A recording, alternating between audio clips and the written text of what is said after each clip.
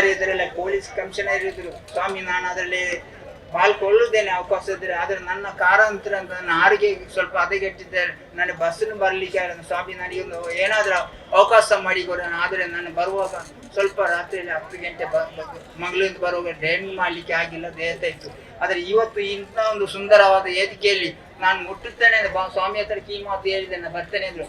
ಅಂತ ಒಂದು ಪರಿಸ್ಥಿತಿಯಲ್ಲಿ ಬಂದು ಇಲ್ಲಿ ಮುಟ್ಟುವಾಗ ನನ್ನನ್ನು ಈ ಸಂದರ್ಭದಲ್ಲಿ ಈ ವೇದಿಕೆಯಲ್ಲಿ ಈ ಪತ್ರಕರ್ತನಲ್ಲಿ ವಿದ್ಯಾರ್ಥಿಯಲ್ಲಿ ಇಂಥ ಒಂದು ಕಟ್ಟಡದಲ್ಲಿ 5 ಸಾವಿರ ಮಕ್ಕಳ ವಿದ್ಯಾಭ್ಯಾಸ ಕೊಡೋ ಕೇಂದ್ರದಲ್ಲಿ ನನ್ನ ಈ ವೇದಿಕೆಯಲ್ಲಿ ಕೂತ್ಕೊಂಡ ಈ ಕೊಪ್ಪಳ ಈ ಮಣ್ಣಿಗೆ ಮತ್ತೆ ಈ ಸ್ವಾಮಿಗೆ ನಾನು ನನ್ನ ಪ್ರೀತಿಯ ನಮಸ್ಕಾರ.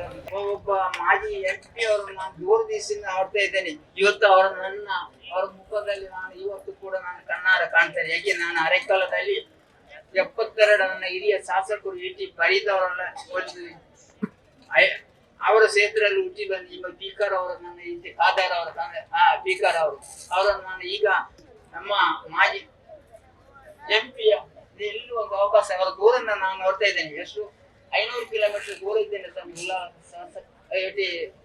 ಫರೀದ್ ಅವರ ಕ್ಷೇತ್ರ.